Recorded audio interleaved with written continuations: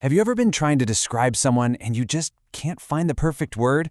Well, today we're going to fix that. We are diving into a really cool way to understand people, and it's all about unlocking the vocabulary that actually defines who they are. And it all starts with a pretty wild promise. I mean, come on, that's a huge claim, right? The source material for this says its method is so powerful that just one session, like the one we're doing right now, can give you more new words than most adults pick up in an entire year. So how on earth is that possible? Let's find out. So here's the game plan. We're going to start with that big promise for your vocabulary. Then we'll meet 10 types of people you probably already know. After that, we'll finally put the right names to those personalities. Then comes the really cool part. We'll uncover the secret code of word roots, giving us a whole new way to look at people. Okay, so what's the big secret here? It's actually incredibly simple.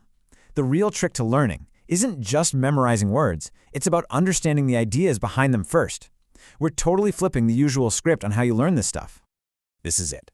This is the simple, three-step process that makes everything stick. First, you get the idea.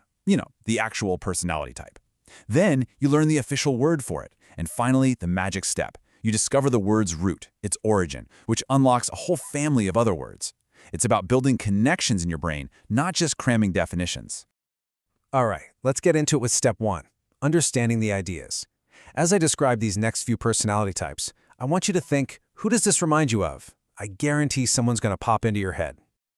Let's start with a real classic, the me-first person. You know the type. Every conversation, every decision, it all seems to circle back to one single question. Yeah, this is the person who sees the entire world through a lens of personal gain. What's in it for me? If there's a benefit, they're interested. If not, they're gone. It's all about pure, unapologetic self-interest. Okay, now let's do a complete 180. Think about that person who always seems to be somewhere else, They're living inside their own head, just constantly analyzing every little thing. And this is what's so fascinating, right? There's this incredible paradox. On the one hand, they're trapped in this constant cycle of self-analysis. Did I say the right thing? What did they think of me? But deep down, underneath that quiet, maybe even unsocial exterior, all they really want is to be liked and accepted. And for our last big idea in this section, let's look at the absolute polar opposite of that me-first person. This is the individual whose energy and focus is always pointed outward toward other people. This is someone who finds real, genuine happiness in taking care of other people. Their own needs, they're secondary. It's like they've cracked the code that true fulfillment comes from making things better for everyone else. Okay, so we've got these ideas locked in our minds, right? You can picture these people.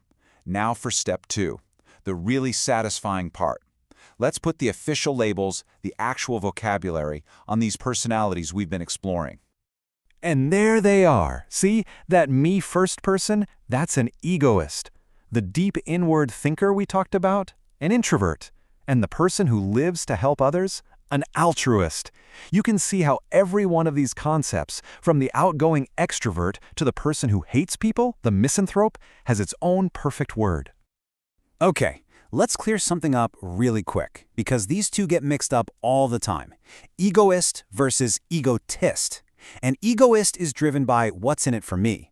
An egotist is driven by let me tell you about me.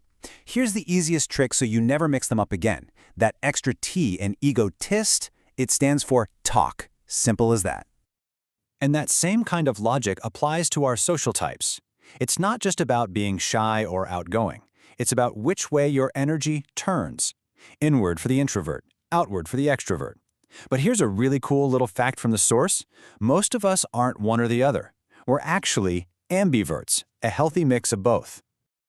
So we have the ideas, we have the words, now it's time for step 3. This is the secret weapon. This is where the real power to build your vocabulary comes from, understanding the word roots. This is how we go from learning 10 words to understanding dozens.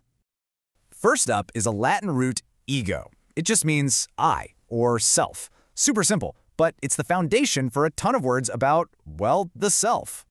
And once you know ego means I, the code is basically cracked. An egoist or egotist is focused on I. Someone who is egocentric thinks they're the actual center of the universe. And an egomaniac, That's someone with an unhealthy, obsessive focus on themselves. See? One root, and you've unlocked a whole set of words. Okay, our next Latin root is vert, and all this one means is to turn. It's all about direction. And suddenly, those words we just learned make perfect sense. An introvert is someone who turns their thoughts inward. An extrovert turns them outward. And an ambivert, well, using that little prefix ambi, which means both, they turn their thoughts both ways. The logic is literally baked right into the words themselves. For our last root, we're going to switch over to Greek, and this is a powerful one, maizein, which means to hate. Now just watch how this root acts like a building block.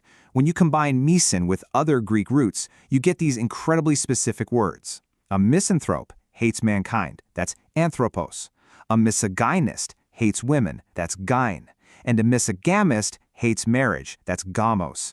It's almost like a formula for language. So, what does this all add up to? What's the big takeaway? You haven't just memorized a list of vocabulary words. You've learned a system.